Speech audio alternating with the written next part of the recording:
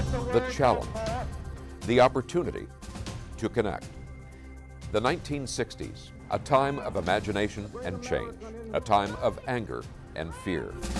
The 1960s, a program called Challenge. Good evening, ladies and gentlemen. Looked at our connections, our divisions, through the lens of faith. Nearly 60 years later, during these challenging times, we'll take a new look at our divisions, our connections, in a new program called Challenge 2.0. They're called Ag Gag rules, passed by state legislators to punish people who reveal unsafe, unhealthy, or unethical food production or factory farming.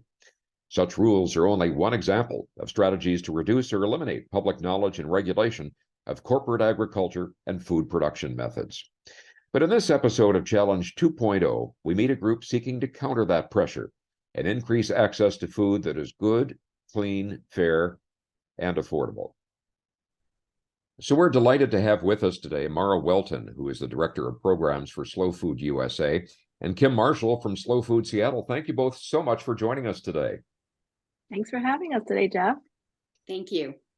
What I might ask is, much of the food, as we look at this topic and what you're involved in, is much of the food we see available for purchase at supermarkets largely controlled by what's come to be called Big Ag? And if so, if you could explain what exactly Big Ag is comprised of. Well, from our perspective with Slow Food, we're very concerned with the commodification of food and the movement of food away from people's identity and people's heritage, and away from, small, growing, organic, and with good values. So like our trifecta that we always like to say is that Slow Food is good, clean, and fair.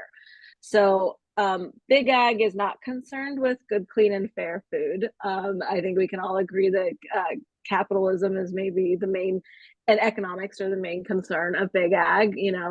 What's the thing that grows the fastest? What's the thing that grows, with the least weeds? And, what's the thing that can sit on a shelf for a long amount of time? And all of these are not values that really Slow Food values at all. We really are concerned with who grew it. How did it grow? Was it grown in good soil? Did the people who grew it, were they fairly compensated? Those kinds of things are the things that we're concerned with. Some of those, nowadays there's a lot of small farms that do have their products in grocery stores. So I think it's, it's about relationships, and it's about people doing a little bit of a deep dive when it comes to their food to really understand if the food that they're getting is aligned with their values. So I would ask both of you, and I might start with Kim on this one, is reflecting that reality, how do the foods that you have stored in your pantry, in your kitchen, differ perhaps from what most of us might have? I wish my answer was a little more exciting. I have a lot of vegetables in the fridge, root vegetables, squashes, greens, that sort of thing. My pantry has legumes, whole grains, pasta, jams, vinegars, that sort of thing. We eat very simply.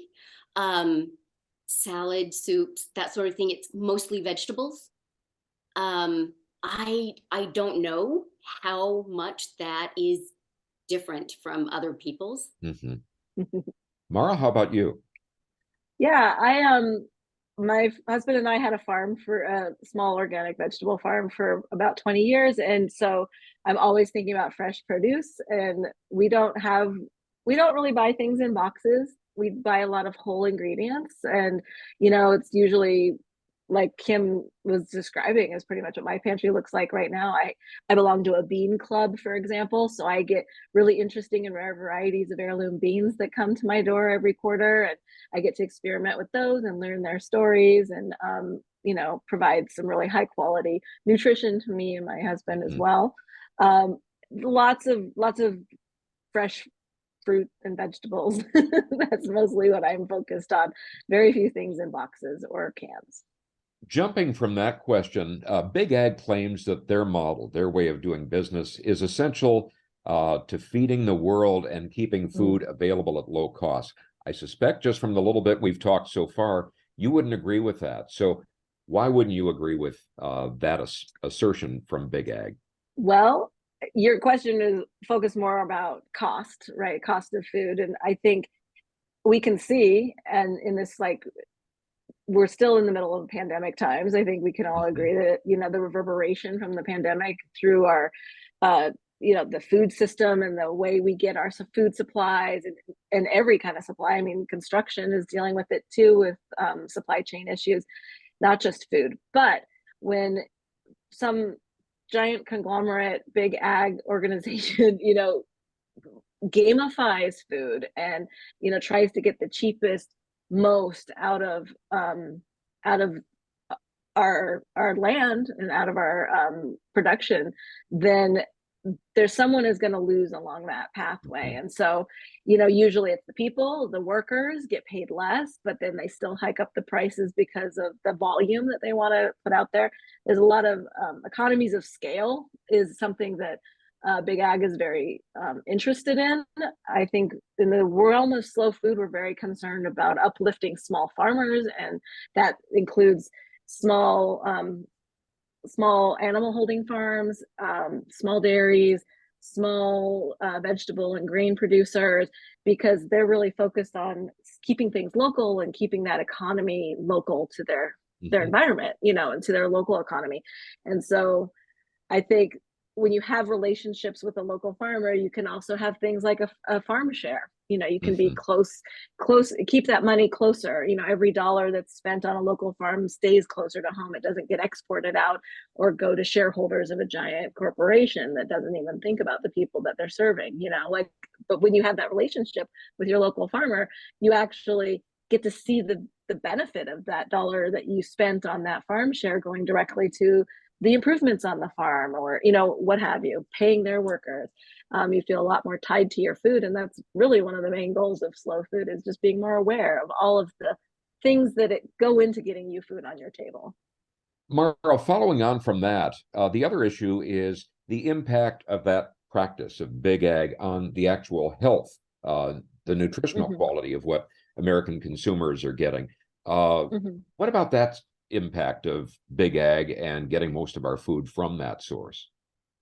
Well, one of the things that you can really understand, maybe by looking at the backs of these boxes of food, you'll see similar words like soy, soy, soy, corn, corn, corn. Like, these are the things that they're using, are extracting from our soils, and they're just doing monocrops, right? So the diversity in our diet has gone down significantly because of all of the monocropping practices that happen in Big Ag. They're not thinking about, the thousands of varieties of legumes, the thousands of varieties of greens, the thousands of varieties of fruits and vegetables that together make us who we are when we eat them. But if you're always eating GMO corn in your diet, you're missing essential nutrients in your diet. So what do? They start putting in vitamins and additives, enriching flours, and if you just use the whole grain, you don't need that enrichment. It's already in there. So there's an extractive economy, not just with the land, or it's also with our nutrition.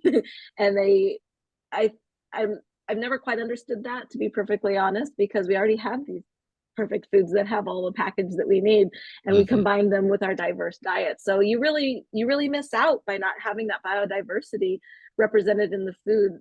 And Big Ag is really focused on like 10 crops. That's all they care about. Like, if your diet could be thousands of things that have micronutrients already, that have textures and flavors, and just super inspiring varieties out there that really make eating so much more wonderful and fun and nutritious, without a question.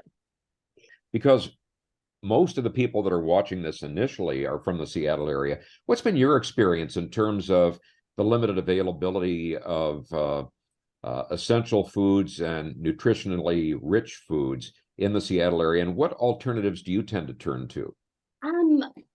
I think that Mara said it really well about supporting local farmers. We have a vibrant farming community here in the Seattle area. And you don't have to go far to find really good, nutritious food that is grown by people who you meet. In the Seattle area, there's a lot of farmers markets. So you don't have to travel out very far, like to the farms and things like that. You can meet the people who grew it. And I think that's really important to be able to identify and have a relationship with the person that's growing your food. I also think it's really important to grow a little bit of your own food. I think it's impossible to ask everyone to grow a lot of food or all of their food, but when you grow just a little bit of it, I think that you have a greater appreciation for the people that grow your food, so that when you see these amazing carrots that this farmer has and you think, wow, that's kind of a lot of money, and you grow it yourself going, yeah, they don't make nearly enough on those carrots. So it's just kind of a different perspective. Let me ask you this question that's fundamental. You've been talking about the slow food movement.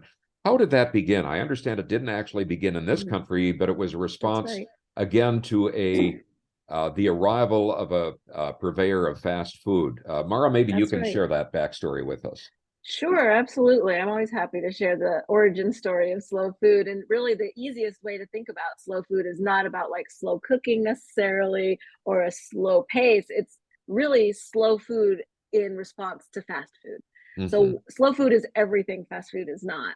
So that sort of, positions it in your mind exactly what we're talking about. But to your point, 1986, our movement got started when a whole slew of folks in Rome were aghast that a fast food giant was trying to put in one of their franchises there right at the foot of the Spanish Steps. And they erupted in a protest. They actually protested in the streets with bowls of penne pasta and they said, if we allow this to happen continuously and just can take over our food supply and take over our food identity, then we lose ourselves. We lose who we are if we don't hold on to where we come from, with our food. And so that message really reverberated throughout Europe. The slow food movement was born like immediately out of that. The fast food restaurant did happen to get put in. It didn't change the course of that path, but it created a million-person movement. Here we are 30, 40, 50, almost 40 something years later. And there's over 1 million members of Slow Food worldwide. Slow Food USA is one of the national chapters. We've been around for about 25 years. And, we have about 85 chapters in the US. And these are all people that are values aligned. And they're like, yes, food is our identity. Food is political. Food is important to be central to these conversations around sustainability, around climate, around nutrition. It's what ties us all together. And Kim, I might ask you, how long has the Slow Food Seattle movement been in existence, and what is your reach right now? Yeah, the Seattle chapter was founded in 1997, so I think it was like the second chapter in the US. Yeah. Wow. And so it's been going strong for a long time. Well, the other question I might ask is exactly how is the slow food movement seeking to counter the influence of big ag and also the fast food purveyors? We've heard the term used of either food deserts or food insecurity, and it seems that that's a prime focus of you. But Mara, perhaps you can give us some perspectives on that. Sure, yeah. I would like to just reposition that a little bit because in slow food, we don't like to say food deserts, because if you live in a desert and you're an inhabitant of the desert, it is not a desert. There is nothing but food in the desert if you know where to look. So we actually call it food apartheid because it's a very intentional discrimination of certain groups of people away from their food source. When you think about housing insecurity, when you think about marginalization of communities in urban settings, they're intentionally removed from their food of origin. And it becomes really a battle for basic fundamental access to food. And so, yes, food insecurity is a big piece of what we engage with. There's a lot of mutual aid efforts that are done by folks in our network at the various chapters. Lots of like seed libraries have been produced throughout the seed network or the Slow Food Network. Seed libraries, access fridges in communities with excess food. We have a giant event that happens at the end of every April globally called Disco Soup, which is about reclaiming food waste from grocery stores and farms and creating a big community gathering that is all access to anyone to have a meal together from this reclaimed food. So there's lots of ways to engage with this topic throughout slow food, no matter where you are, internationally or locally. So let's talk about a couple of the programs, and there are national programs, international, and then also local or regional. I think one is called the Arc of Taste and the other the Snail of Approval. So those are very unique names. Maybe explain to us exactly what those stand for.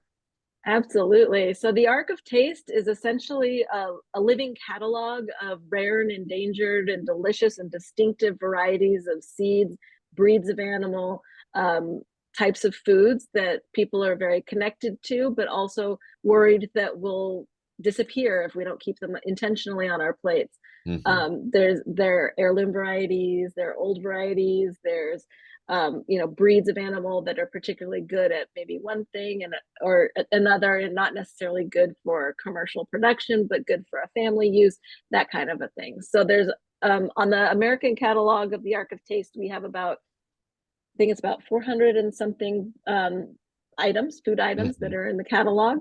And globally, it's almost 6,000 varieties of things are on the global catalog of the Arc of Taste. And every nation has their own catalog that they curate.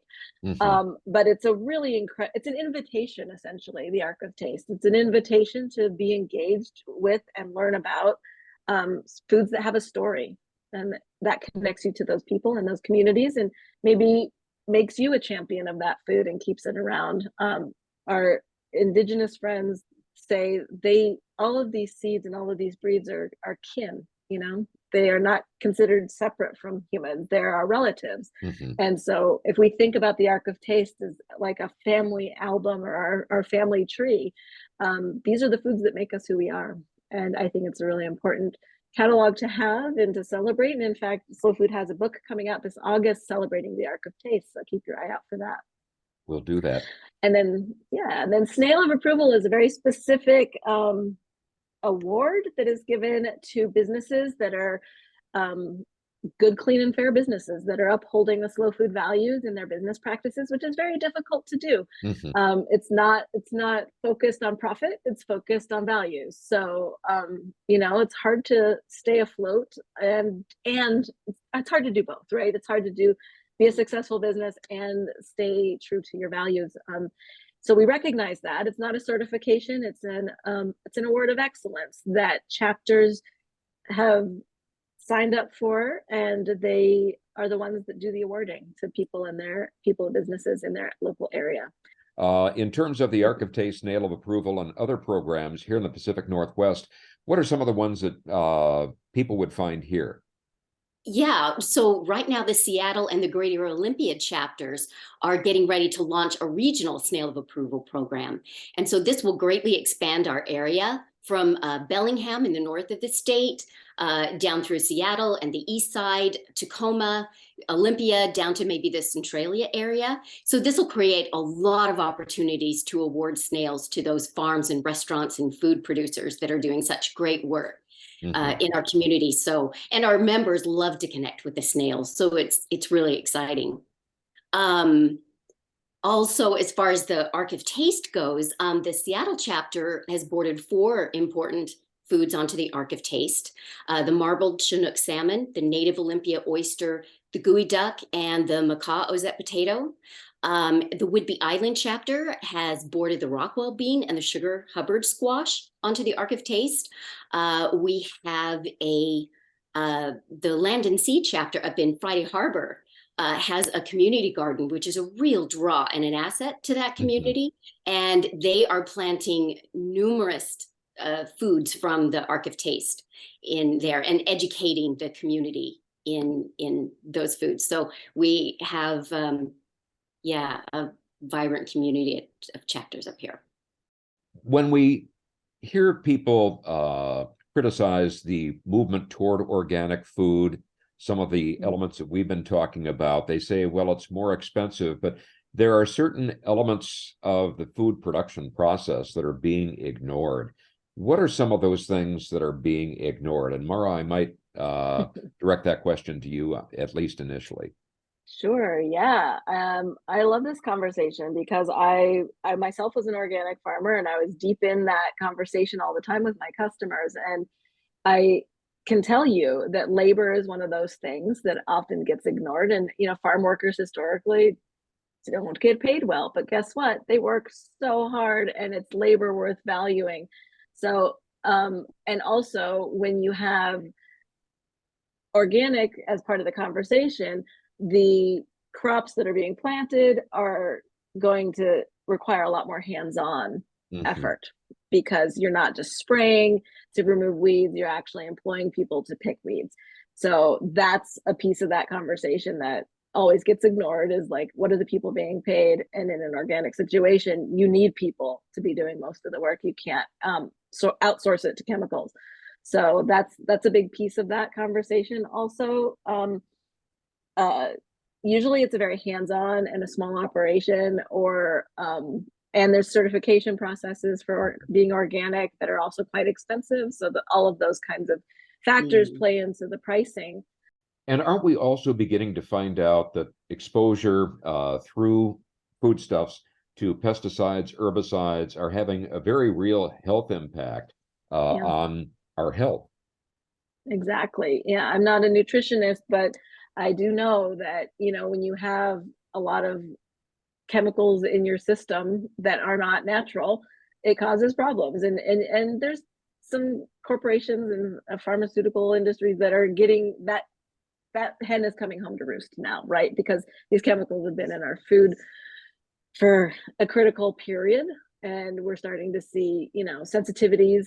I think someone was just saying recently that even like the gluten-free situation is caused by glyphosate exposure, when people become very sensitive to grains. And it's because the grains are one of the most sprayed crops out there. Then, there's these dirty crops. You can look up lists of the dirty crops to avoid, and like grains are one, strawberries are another, broccoli are another. And so there's certain ones, if you want to just make a slow transition to organics, you can like look at the worst ones that carry the most pesticide residue and don't select those. Make those the organic choices that you make. From what I understand it, the slow food movement, there's also the social and philosophical aspect of what dining together can bring us, as opposed to the sort of grab and go mentality. What would your thoughts be on that? I've got so many thoughts on this. What well, it's a great question, because I think the social aspect of food can't be underscored. We just can't talk about it enough. It's one of the reasons we gather. Look at Thanksgiving, for example. People come together around food, and they have some of their deepest, most cherished conversations and memories are around food. I think we can all like harken back to cooking and baking things with our grandparents, and like those are some cherished memories. The food memory piece of slow food is a very personal one, right? It's what keeps us in this work, I think, a lot of the time. Because you're always striving for that opportunity to have that sit down meal with a good friend or a good pal. And a lot of the programming that chapters do revolves around, gathering around a meal. There's a very rich potluck history along slow food chapters nationwide, for sure. There's also, the white tablecloth dinners for fundraisers and stuff that really feature specific slow food varieties that they want to educate people on. So we have like very educational dinners that happen throughout the network as well. But also, gathering can just really be good for your health. I think when we had the pandemic, we were all so sequestered, and I think it was very difficult for a lot of people to not be able to do their regular routine dining out and just being near people, let alone eating with people. So it's sort of the excuse to get together, and then the good stuff happens once we are together, right? We can talk about the stories of these plants and animals, and why we're connected to this particular recipe or another. Yeah. Well, there's also, I think, some evidence in psychology and the social sciences that suggests that if we spend more time together over food, it strengthens bonds. Whereas very often, if people are running off to, and not to pick on a sport, but soccer practice or baseball or something like that, those family ties tend to suffer a little bit. Would you agree with that? I know that to be true. And I think, eating with people is an intimate act. you know, like you're sharing food, you're sharing liquids and foods and things that maybe you've touched and you're passing. It's like it's a very intimate act to eat with people, and it's a vulnerable act to some degree. So when you're being vulnerable and intimate with people around you, those ties are always going to be stronger, and you're always going to have those moments to remember. I think that Mara said it really well. That is really when the conversations happen. It's when you connect with each other, and during the pandemic, that is something that people missed. Mhm. And especially our members of Slow Food, they missed gathering together and sharing food and talking about it. I thank both of you very, very much for sharing your knowledge, your wisdom, and some new ideas for people to think about and gain new perspectives. So thank you both very much. And thank you, everyone, for watching this edition of Challenge 2.0. We hope you'll join us again next week. If you've enjoyed this program, found our conversations to be informative, entertaining, and thought-provoking, and the vision inspiring of people from different backgrounds who can disagree without being disagreeable, perhaps you might consider supporting our program with a contribution. Your support will not only help our program continue, it will also support the broader efforts of Paths to Understanding, our supporting parent nonprofit organization.